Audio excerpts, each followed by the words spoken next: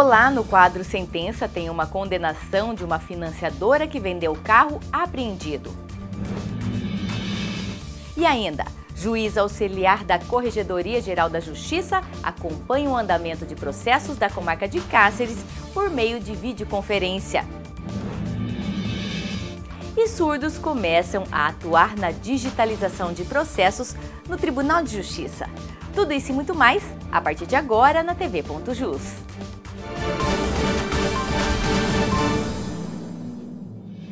Justiça de Mato Grosso mantém condenação de uma financiadora que revendeu um carro após a apreensão do veículo. Entenda a decisão no quadro Sentença.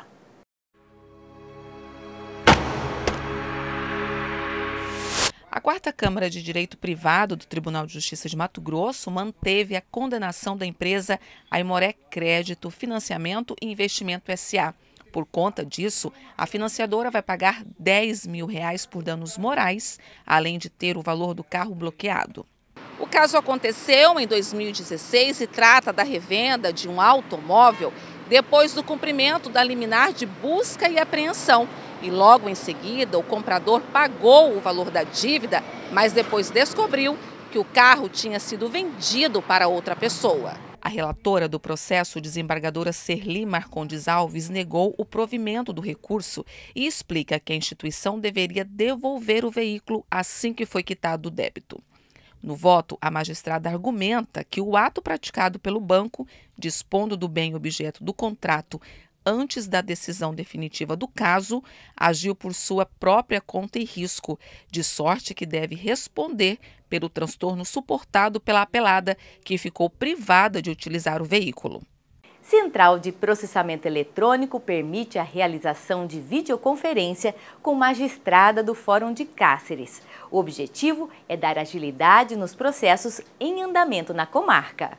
Da sala da CPE, no Fórum da capital, o juiz auxiliar da Corregedoria Geral da Justiça conversa com a magistrada responsável pelo Juizado Especial Cível e da Fazenda Pública de Cáceres. O contato por videoconferência serviu para que servidores da Central de Processamento Eletrônico tivessem mais informações sobre o estoque processual da comarca e de que forma o apoio será dado. É a tecnologia a favor do judiciário. Eu vejo a Central de Processamento Eletrônico, Sentença Mais, essas unidades remotas que estão chegando como futuro do Poder Judiciário. Ele diz respeito a uma atividade de prioridade de primeiro grau que nós estamos atendendo, a Corregedoria, através da desembargadora Maria Aparecida Ribeiro, e que nós adentramos na comarca sem sair da capital. Na comarca existem atualmente 10.500 processos, a maioria envolve direito do consumidor. E desse total, 7.341 estão alojados no juizado e 1.094 aguardam sentença. E é neles que 19 assessores da CPE deverão se concentrar. São ações de natureza consumerista, né?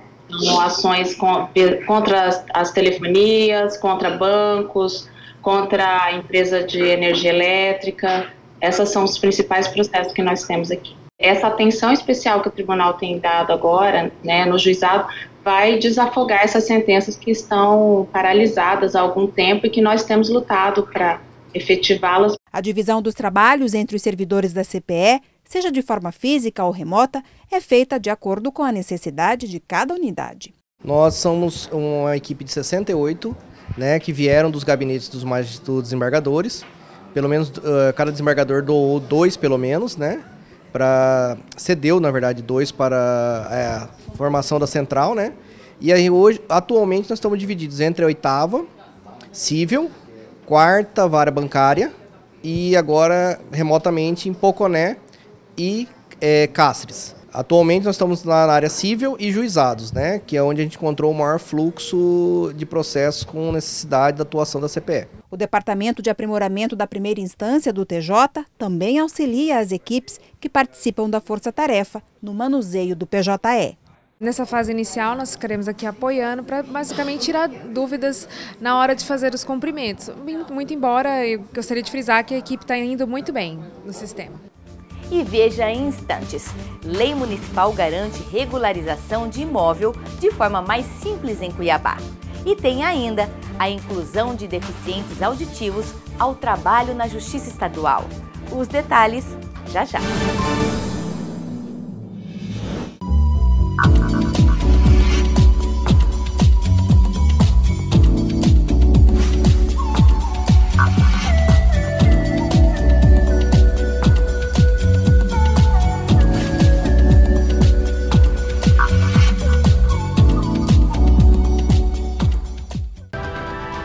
O Juizado Especial e Itinerante leva os serviços da Justiça para as comunidades mais distantes do Estado. É o poder judiciário mais perto do cidadão. Quem deseja vender um imóvel sabe muito bem que a documentação deve estar regularizada. E uma lei municipal sancionada em 2017 torna o processo mais simples em Cuiabá. Veja na reportagem. Em 2017, proprietários de 1.500 imóveis da capital, a maioria residências, foram notificados por falta de documentação, como o habite-se, alvarás de obras ou licenças de execução para a construção. Mas uma lei já em vigor no município dá oportunidade para que a regularização seja mais simples. O imóvel sem um habite-se, o dono da residência não tem condições, às vezes, de querer ampliar, de querer vender, porque se você for ao banco sem um habite-se, você não financia, você não compra nenhum imóvel. E com essa lei que foi assinada ano passado pelo prefeito municipal, dá condição para que muitos imóveis antigos que não obedeceram algumas legislações que a prefeitura tem, que é com relação à permeabilidade, taxa de ocupação, recuo, essas pessoas poderão regularizar mesmo não obedecendo esses critérios. Tem que ressaltar que é para aquelas pessoas que construíram sua casa antes da lei ser promulgada, que foi 18 de julho do ano passado. O procedimento para a regularização deve ser feito através do site da Prefeitura de Cuiabá, onde o interessado encontrará uma aba para cadastrar informações e anexar documentos. Mas esse é apenas o primeiro passo. A pessoa entrar no site da Prefeitura, que é www.cuiabá.mt.gov.br, e tem um link lá que está escrito aprovação digital e vai fazer um cadastro. E no cadastro vai dar para a pessoa os requisitos e os documentos que eles precisam para protocolar digitalmente, né, dentro do site. Ele não precisa vir à Prefeitura, ele faz tudo digital. Ele vai protocolar digitalmente, né, esses documentos. Necessariamente é um requerimento que ele vai preencher. Ele vai ter que apresentar o projeto da casa, né, com a RT do responsável também, assinado pelo engenheiro, se ele não tiver débitos com a prefeitura, né, e com a escritura do imóvel. Ele feito isso, vai emitir uma taxa, né, que é a cobrança do ISSQN dos 5 anos que não foram pagos, e também de 15 a 20 reais por metro quadrado de área irregular que ele construiu. Feito isso, passa para a nossa analista, onde estará fazendo essa análise e emitindo um habite. Vale lembrar que a regularização de um imóvel não é importante apenas para a Prefeitura, que precisa desses dados cadastrados para fazer o planejamento da cidade, mas também para o proprietário, uma vez que uma edificação legalizada favorece a valorização dela, as negociações de compra e venda e ainda possibilita a aquisição de financiamentos, linhas de crédito e garantia hipotecária. Mas quem tiver interesse deve se apressar, porque apesar do processo ter ficado menos burocrático, leva-se um tempo considerável ainda para ser concluído. E a lei em questão tem validade de apenas 2 anos. Vale ressaltar que essa lei ela não atinge imóveis que foram construídos em APP, em áreas verdes, em calçadas. Então, nesses casos, não atinge. Agora vamos falar de uma figura que atua no processo penal, o assistente de acusação. Você sabe qual é a função dele? Quem explica pra gente é a repórter Marcela Lírio.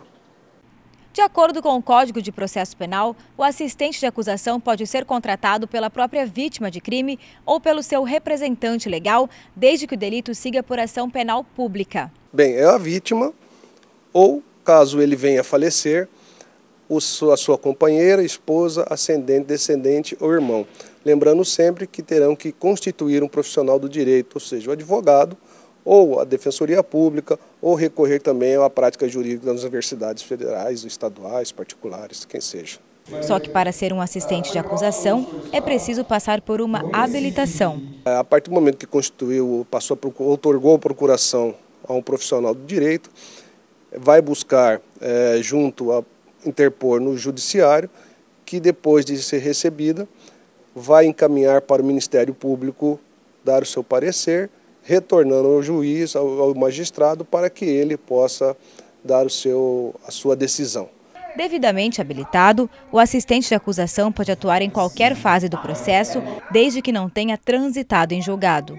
Entre as ações estão a possibilidade de propor meios de prova, requerer perguntas às testemunhas sempre depois do Ministério Público e participar dos debates orais. Antes de 88 era uma prática muito utilizada, até porque o Ministério Público estava com base ainda firme ainda no Executivo, e depois da Constituição de 88 tornando o Ministério Público independente, as suas atuações são mais combativas, deixou um pouco de lado, ficando quase obsoleta essa figura do assistente de acusação. Mas é importante, caso a família da vítima ou a própria vítima queira, é importante que contrate um profissional ou então recorra à defensoria ou às práticas de universidades para assim fazê-lo. Surdos que foram contratados para trabalhar no Tribunal de Justiça de Mato Grosso já estão atuando na digitalização de processos. As atividades do dia a dia estão sendo desempenhadas com muita dedicação e profissionalismo. Quem conta pra gente é o repórter Wagner Zanan. A Ferdinanda é apenas uma dos 36 deficientes auditivos que estão desde os primeiros dias de fevereiro trabalhando no Tribunal de Justiça de Mato Grosso. Eles fazem um serviço altamente especializado e que exige muita concentração, a digitalização de processos físicos. O trabalho é minucioso. Primeiro, a higienização dos processos, depois a digitalização e a validação. Ela gostou muito daqui de trabalhar aqui no tribunal, porque ela está se sentindo um cuidado muito enorme dos colegas daqui. Conversa muito e isso está progredindo ela muito. O projeto começou em 2016 com 10 deficientes auditivos atuando na Secretaria Auxiliar da Vice-Presidência. Deu tão certo que cresceu. Agora, outros 26 deficientes auditivos atuam no DEJAUX, o Departamento Judiciário Auxiliar. Terceirizados, contratados pela Unileu, Universidade Livre para a Eficiência Humana, eles estão finalizando o treinamento e já estão iniciando o trabalho. Uma grande oportunidade que o TJ dá a estes jovens que convivem com a surdez. Nós ampliamos, nós tivemos essa oportunidade, né, de trazê-los para trabalhar conosco.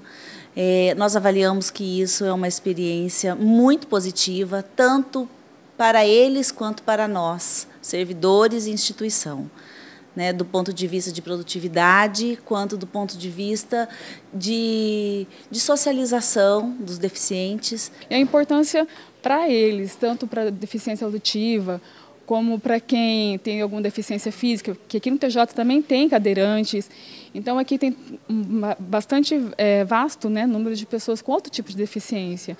Então, é a inclusão mesmo social de todos eles. Não, a nossa missão é incluir. Para receber a nova equipe de trabalho, os servidores do DEJAUX se prepararam.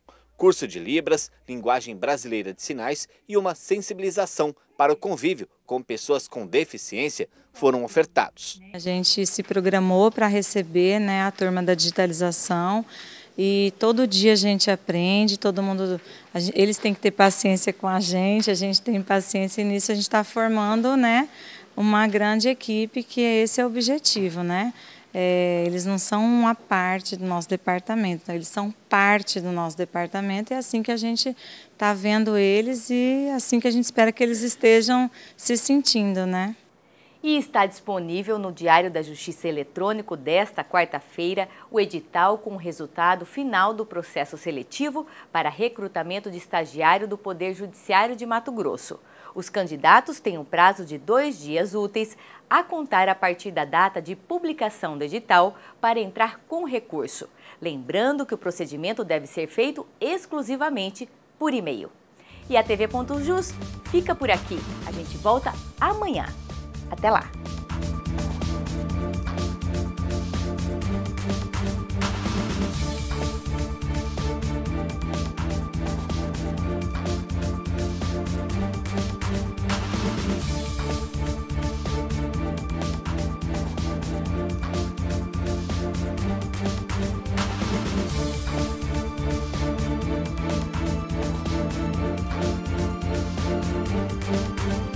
Brasil.